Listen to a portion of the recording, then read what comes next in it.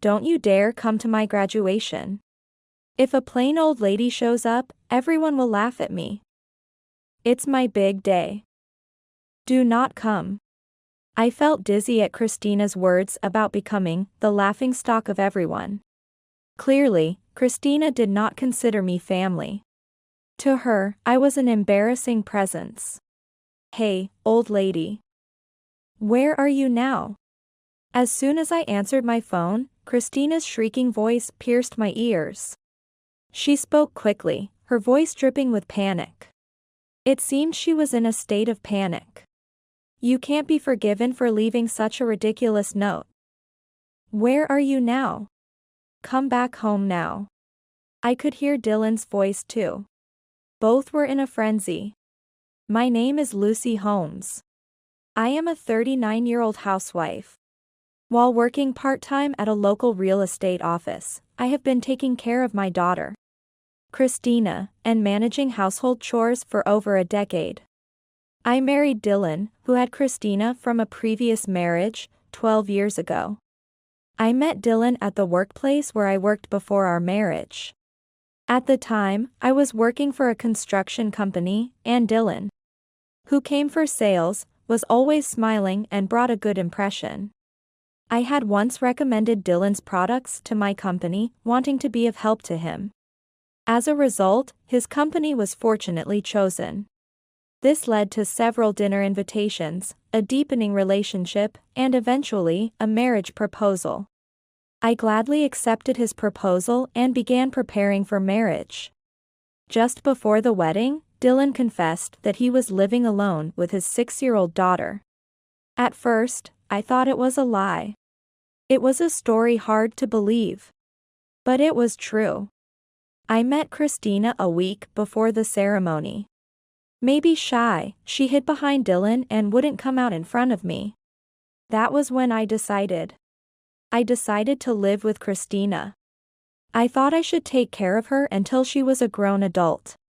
Take care of Christina until she graduates from high school. I don't know why I thought so, but I can't forget the anxious peeping.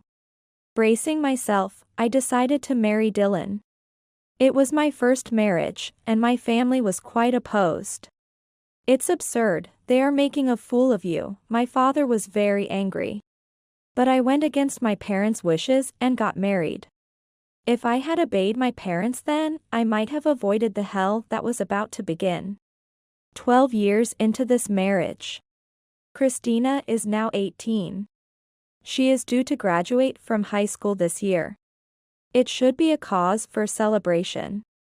However, I could not feel genuinely happy. The thought I had when I decided to marry, to raise her into a respectable adult, lingered. Hey, old lady. Where's my t-shirt? Where did you put it? You didn't steal it, did you? Christina had started calling me old lady just 2 years after we began living together. She was kind at first. She gradually got used to me. But one day she started calling me old lady and her attitude became rough. Is this the t-shirt you're looking for? I took it out from the folded laundry and handed it to Christina. Why did you wash it? What if it shrinks? It should normally be dry cleaned. You're so clueless. Really, so slow. I thought the fabric of the t-shirt would get damaged at the dry cleaners. So I hand-washed and air-dried it. But I couldn't say that to Christina, and all I could reply was, I'm sorry. Christina snatched it out of my hands as if grabbing it and, with a parting shot of, really, you're useless, she walked away. Christina's words were sharp, stabbing into my heart. I couldn't argue, only apologized. I didn't understand why Christina had started to treat me so roughly. Initially, I thought she was teased about her father's remarriage. But it seemed that was not the case. Around that time, Dylan's behavior began to change.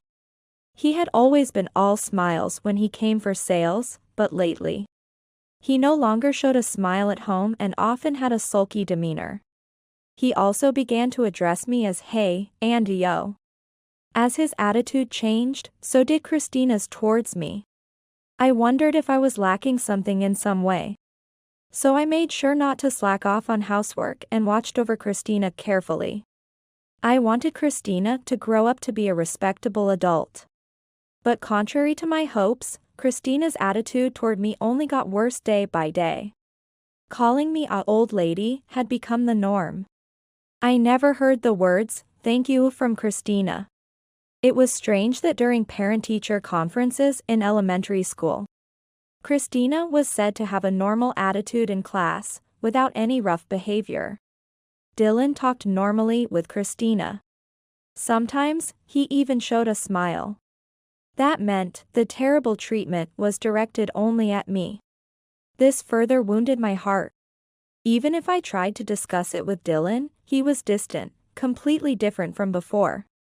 I had no one to consult. With a heavy weight on my heart, I continued to live. I became increasingly isolated within my home and it became worse and worse. After middle school, Christina stopped telling me about school, and Dylan attended the events. I had to learn about the dates for the sports festival and the cultural festival from the neighbors. As usual, Dylan and Christina seemed to get along well, even going out together. I also wanted to be treated as family by Dylan and Christina. I had always wanted to live happily together. That being impossible was unbearably painful.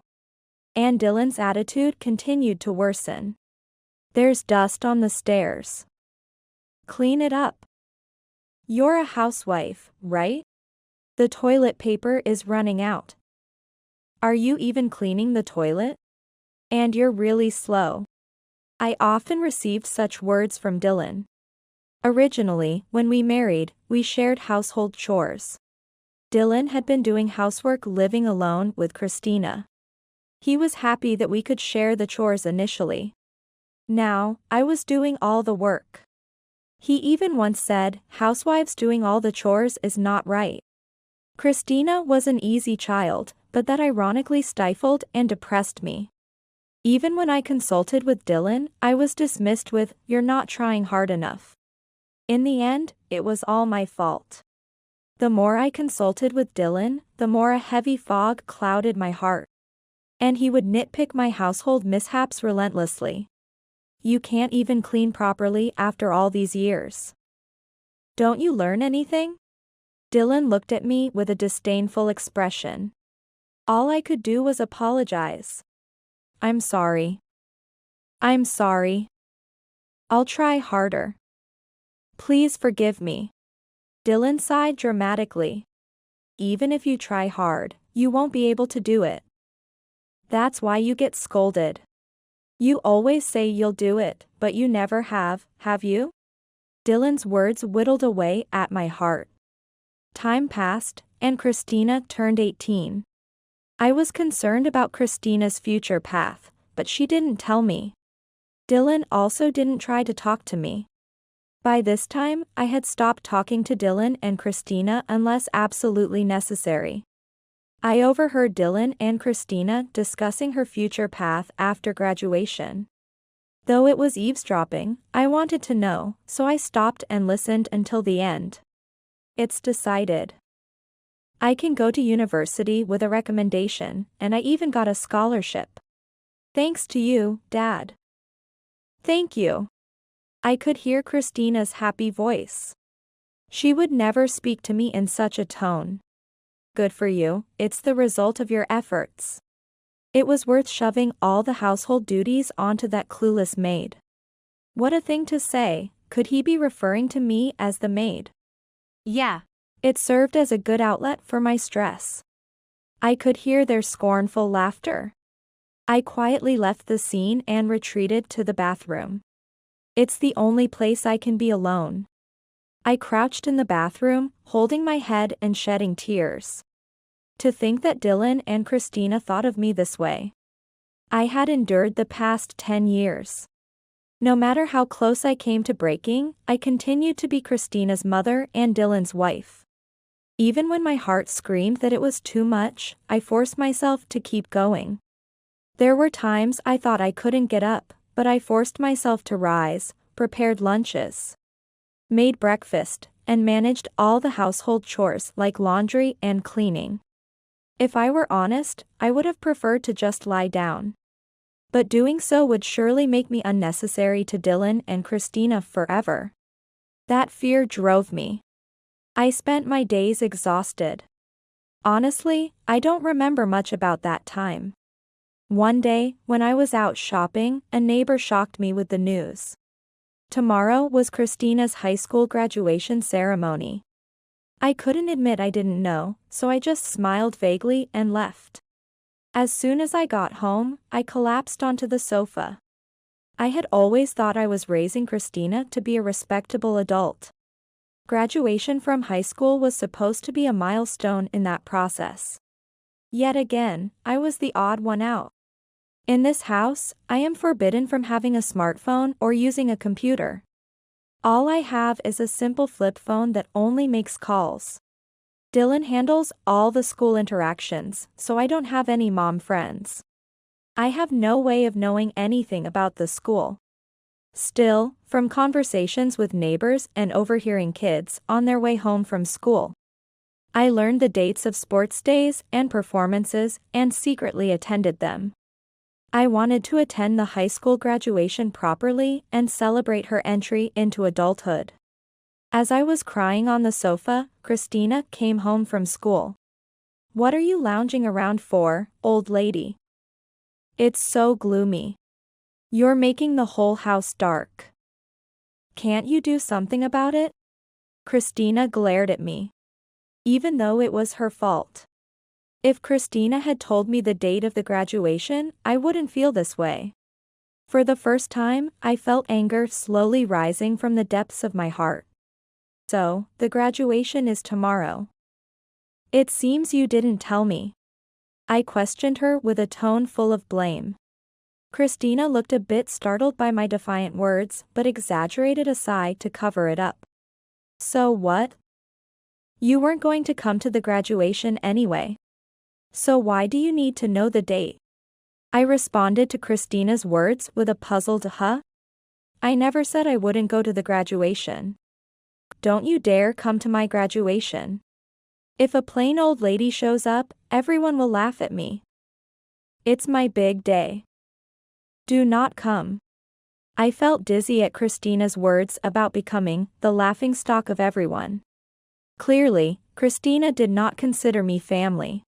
To her, I was an embarrassing presence. Despite my hopes, I could not be forgiven. Christina's words, "Do not come," pierced my heart. Christina had clearly told me that I was nothing but a nuisance. That night, Dylan brought home a suit in a dry cleaning bag. Apparently, he had taken his suit to be cleaned without asking me. Of course, Dylan knew about Christina's graduation. As I looked at the suit, Dylan said, "Right, you didn't hear it from Christina," and smirked at me with pity in his eyes. Clearly, I am the least needed in this house. Thinking I was part of the family was just my own delusion. At that moment, I realized that my heart had long reached its limit. So, I decided it was time to end being part of this family. The next day, Dylan and Christina left together for Christina's high school graduation. I have been left behind. Moreover, Dylan told me, "We're eating out tonight, so don't bother making dinner." I wasn't invited. In the past, I would have just silently accepted such treatment. But today marks the end of those days. I had decided to leave this house. I made up my mind last night. As soon as the two of them left the house, I quickly packed my bags, left a note, and left the house. I can no longer be a part of Dylan and Christina's family. I decided to take refuge in my parents' home, about 2 hours away by train. At my parents' house, I will prepare to sever my ties with Dylan and Christina. The note I left at home stated that I want to cut familial ties and live on my own, and that I would like any further details to be discussed through a lawyer. Although I hadn't found a lawyer as of yesterday, I knew my father could introduce me to one. My family has owned extensive lands for generations and has lived as wealthy landowners. My father owns considerable real estate and is known as a prominent figure in the area. He certainly knows some lawyers through his social circles. I remember meeting a lawyer during a Christmas greeting when I was at my parents' house. Besides finding a lawyer, I also need to handle the sale of the house where Dylan and Christina currently live. That house, located on land owned by my father, was built with construction costs I provided as a wedding gift. I have been repaying my father gradually with money earned from my part-time job in real estate. The part-time job in real estate was also through my father's introduction. The building and the land are both legally owned by my father. It is also in that name legally. At the time, Dylan probably thought the house was a gift and never asked about the ownership details. Probably, Dylan was afraid to upset my father and risk not receiving the house as a gift. Dylan is an extreme home tyrant. He is tough on those he sees as beneath him but grovels to those above him. I shared all these events as I spoke, and tears uncontrollably streamed down my face.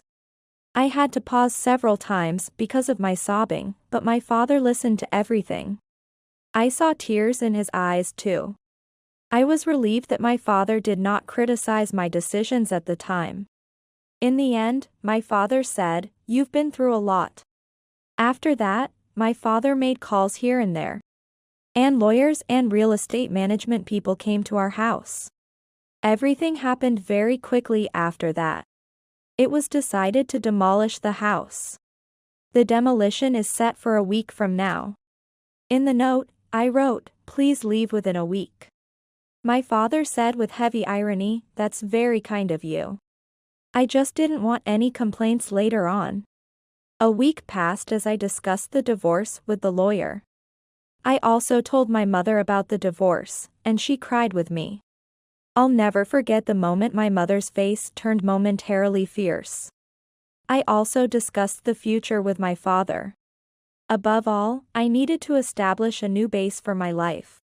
It took courage to talk to my parents, and it was painful, but once I had talked about it, my heart felt lighter, and for the first time in 10 years, I slept soundly. A week later, while peacefully at my parents' home, I received a call on my cell phone. As expected, it was Christina. Honestly, I didn't want to talk anymore. Remembering Christina's past treatment darkened my heart. I decided to ignore it. However, the calls continued, and Dylan also called repeatedly. They must be calling about the note. Perhaps they were contacted by the demolition company. For 10 years, Dylan and Christina have been calling me old lady and yo, exploiting me. The way they treated me could hardly be described as familial. The thought of dealing with Dylan and Christina again sends shivers down my spine. However, it's not right to continue like this. I need to settle the past properly to move forward. If I just keep running away, I won't feel at peace. After all the terrible treatment I received, I owe Dylan and Christina a thorough response. Resolved, I answered the phone. "Hey, old lady. Where are you now?" As soon as I answered my phone, Christina's shrill voice pierced my ears. Her tone was hurried, a panic seeping through. It seemed that they were in a state of panic. How could you think leaving such a ridiculous note would be forgiven? Where are you now? Come back right now. I could hear Dylan's voice too. Both of them were frantic. I imagined Christina coming back from her graduation ceremony. When she returned from the ceremony, there was no old lady to vent her stress on, as the substitute servant was gone. Moreover, there was a note saying she wanted a divorce and for them to move out. Anyone would panic in that situation, especially on the day of her shining graduation ceremony. I couldn't help but let out a little laugh at Christina's frantic state. Who is this? Christina was taken aback by the unexpected response. I hung up the phone.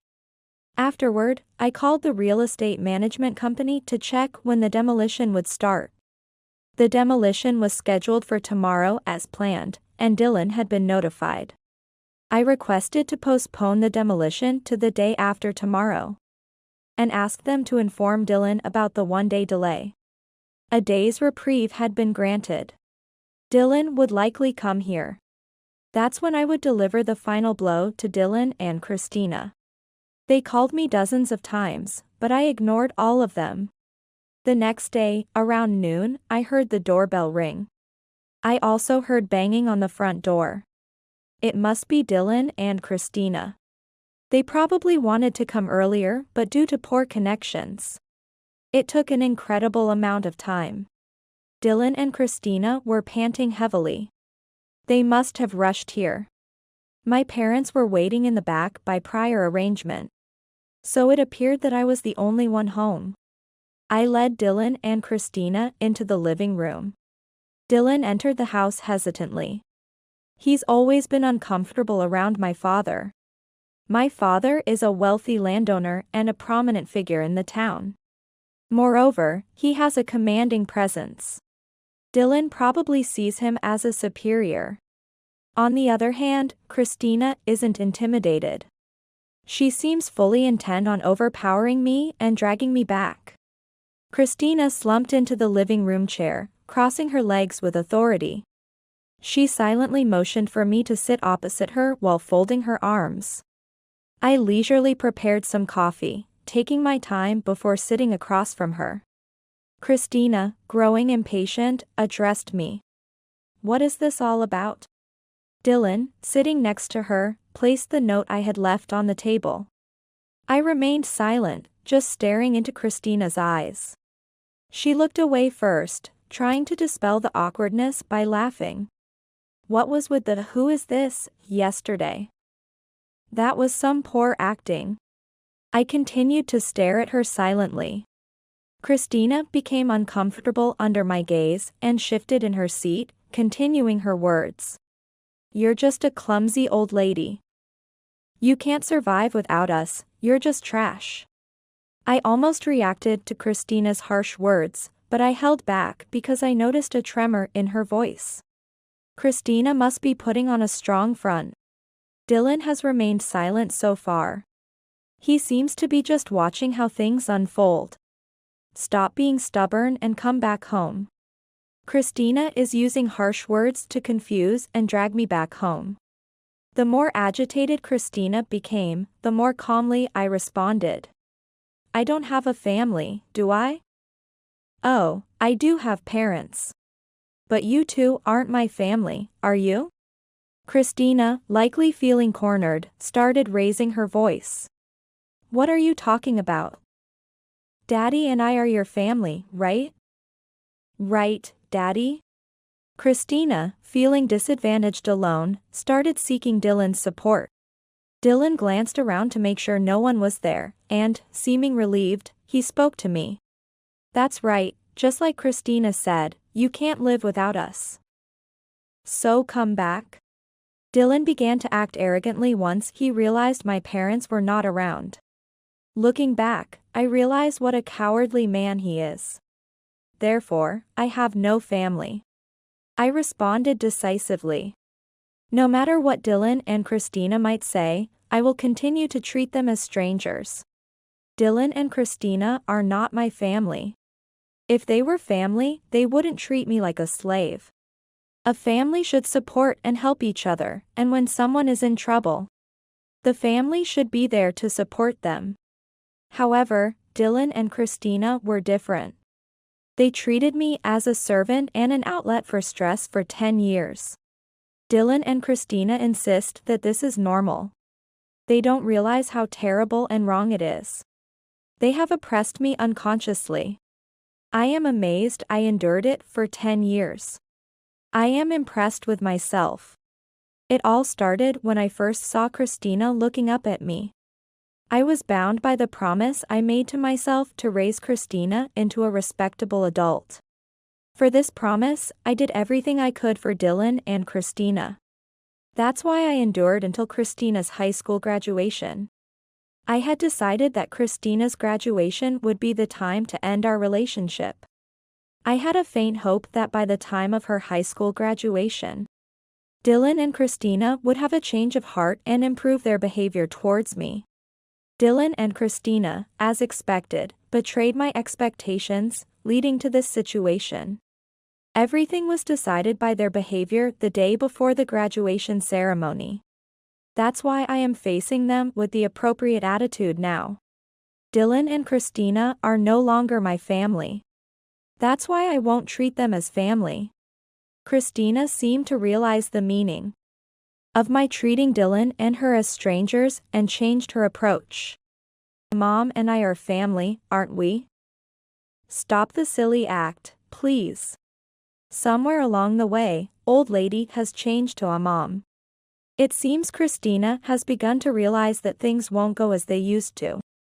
Dylan, too, is anxiously watching Christina and me. You're not my birth mother, but we've lived together all this time.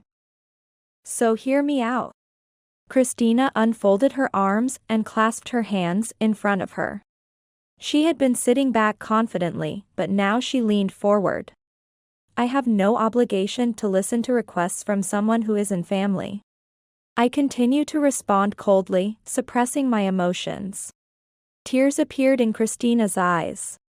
She desperately pleaded. Please. Listen. That note was a lie, right? You're not really selling the house, are you? It can't be true. Because you're family, aren't you? The way Christina referred to me as Mom disgusted me. Moreover, what Christina was really concerned about was the house. She was anxious about losing the house. The loss of the house is indeed real. But the fact that her main concern is the place to live, not whether I am there, raises a question. Ultimately, it seems they just need a place to live without me. No matter how desperately Christina begs, my feelings won't change. Christina lowered her face. She seems to be crying. What kind of joke is this? Stop your condescending tone. Dylan, perhaps unsettled by seeing Christina's tears, lashed out at me. What was that note all about? Come back right now and stop the construction. Dylan ranted angrily, speaking rapidly. I cannot do that. It has already been decided. I continue to answer with a suppressed emotional tone. Do you think you can do this to your family and be forgiven? That's why I keep saying you are not my family. It seems neither Dylan nor Christina is willing to listen at all. Please stop. Haven't I already told you that we are not family? How many times do I have to repeat the same words? Dylan suddenly stood up and slammed his fist on the table. Don't joke with me. I was startled, but I desperately suppressed my emotions and did not react. Who is joking? After not treating me like family for 10 years. You can't suddenly act like we are. It's impossible, isn't it? My voice came out harsher than I intended. I am angry too. Though I'm not showing it, anger is bubbling up from deep within me like erupting magma. I could not forgive Dylan and Christina's selfish actions that had tormented me for so long. They trampled on the hellish suffering I endured for 10 years and my efforts to overcome it. I tried to become a family with Dylan and Christina. However, they rejected that, mocked me, and used me terribly. They will never understand how lonely and painful it was to be the outcast. I wished many times to be treated like family, but my wishes were never fulfilled. It took me 10 years to give up. Despite my efforts to build a relationship as Christina's mother and as a family, it ended like this. A self-mocking smile appeared on my face. Seeing my dry smile, Dylan and Christina stared at me in shock. Dylan seemed to lose his strength and slumped back into his chair. These two, instead of understanding my feelings, try to use me until the very end. No matter how much I cared for Dylan and Christina, they never cared for me. Even though I valued them, they never valued me. And yet, when they find themselves in a tight spot, they suddenly say we're family and try to use me. It's far too convenient. I feel nauseated, not just a headache. Why did I endure them for 10 years? Looking back, it seems inexplicable. But reflecting on it now is pointless. A future together with Dylan and Christina is impossible. All I can do now is make them acknowledge their faults and atone. I no longer expect or trust anything from Christina or Dylan. Dylan got up, knelt on the floor, and apologized. I'm sorry. Please come back. I beg you. Even if he begs and apologizes, it does not touch my heart. I will not offer a helping hand or live with them again. Enough already. I'm not your family anymore. I'm a stranger to you. Christina, following Dylan's example, also put her hands on the floor and started to apologize, rubbing her forehead on the ground. I'm sorry. Please forgive me. We're family, so I want to go back home together. I am astounded by their self-serving attitude. After treating me like a stranger for 10 years, what now? Come back because we're family? Did you think I'd just say okay? That's too naive. There's no way that's happening. It seems I'm losing my ability to remain calm. Words spill out impulsively. Words I would never have said before are coming out of my mouth. Words I had been holding back out of consideration for Dylan and Christina are now pouring out one after another. I don't want to hear excuses. I can't trust any of your words. I can never think of us as family again. At that moment, I placed a document in front of Dylan. It's a divorce petition. Of course, it already has my signature. Just write the divorce petition now. I'll file it myself. Right here. Dylan shook his head from side to side. Then, Dylan gave me a smile. Think it over, huh? Please? I am disgusted by Dylan's lack of dignity. He truly is a small man. I had always misunderstood Dylan's obsequious smile. The smile Dylan had shown when we first met, the one I thought was kind and friendly, was actually a sleazy expression he used to size people up. Even now, thinking about it makes me angry. I stood up and called for my parents who were in the back. Soon, my parents appeared in the living room. Dylan's mouth dropped open so wide, you'd think his jaw might dislocate. Father. My father glared sharply at Dylan. My mother also looked stern. Dylan, merely from being glared at, shrank back and hunched his shoulders. I'm very sorry. He was rubbing his head on the floor in apology. And he even pushed Christina's head down to the floor. This trouble has been caused by Lucy's misbehavior. And I apologize for troubling you and mother-in-law. I thought I must have heard wrong. My misbehavior? Could Dylan still be trying to dodge responsibility at this point? My father's eyebrows twitched, but he remained silent. Lucy, well, Ms. Holmes, left the house on her own. We were just trying to persuade her to come back, right, Christina? Dylan prompted Christina to agree with his absurd story. Lucy's misbehavior? Don't be ridiculous. His voice boomed throughout the house, causing the windows to rattle. Dylan and Christina gasped and held their breath. My father stood before Dylan, bent down to meet his gaze. How could you possibly interpret Lucy's actions as selfish? You only think of yourself. You really are a small man. He then turned to Christina. You too, you've gone along with this man and done terrible things. What did you think of Lucy? Fool. Once again, my father's voice echoed loudly. Christina was visibly shaking, probably terrified. My father stood tall, glaring down at them both. Christina, you've also been causing trouble at school. We've done our research. Indeed, my father had hired a private investigator through his connections. And they found out that Christina had been extorting money from a fellow student at school. The victimized student, too scared to speak to anyone. Was being prepared for a criminal complaint by my father's efforts. Just as she looked down on me, Christina did the same at school. Christina exclaimed in shock, "Lies. She snitched, didn't she?" I felt like I was seeing Christina's true nature. She showed no remorse. She was only thinking about getting through this situation. "Dylan, you too. You've been embezzling company funds." This was also revealed by the private investigator. Dylan had repeatedly faked business trips. I had hired the investigator to strengthen my case for divorce. But they uncovered unbelievable facts about both of them. Why would you go that far?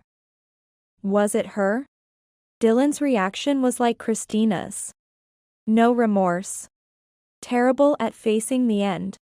I was determined that my punishment wouldn't be enough.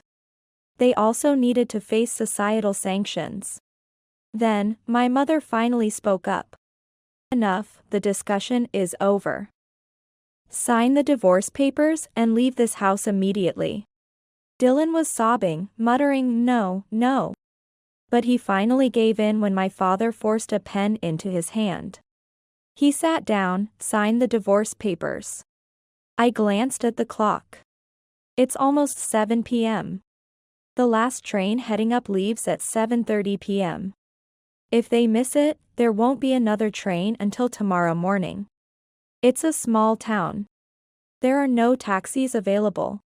If Dylan and Christina miss the last train, they won't make it back in time for the demolition tomorrow.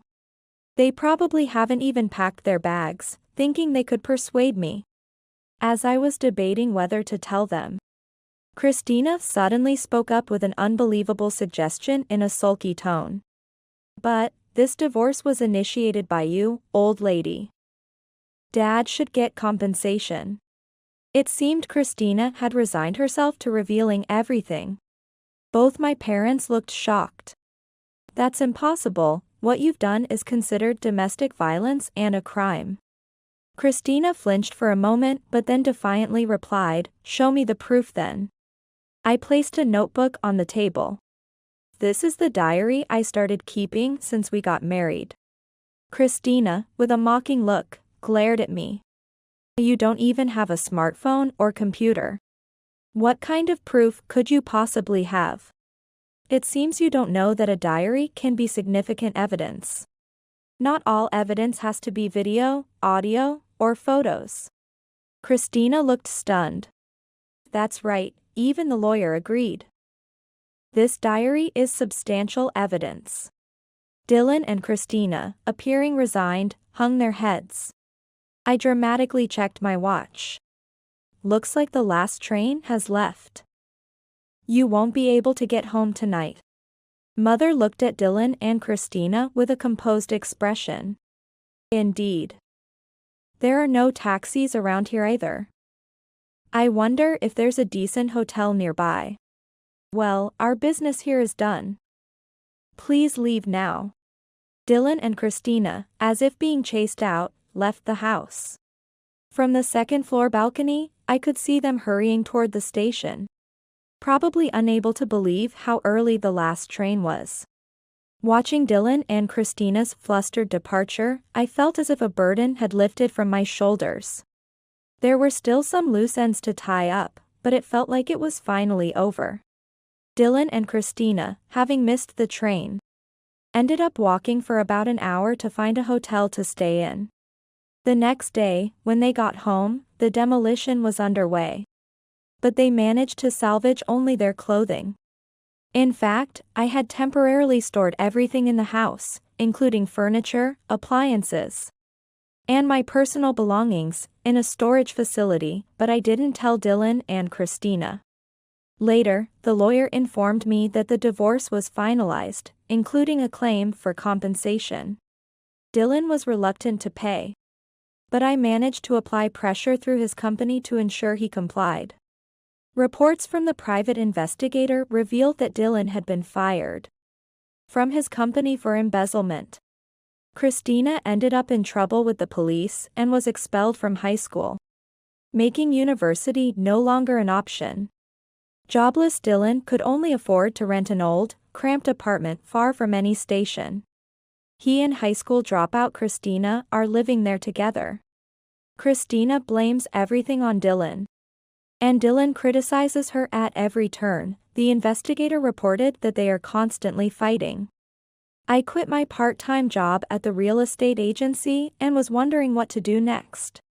Then, my father suggested I help with the family business. And I took a job at his resort property management company. Life in the resort area is very different from living in the city. But being surrounded by nature has been a refreshing change. I've also started keeping a dog, so I'm not lonely living alone. Having a family-like presence is enough for me now. I plan to live a relaxed life with just me and my dog.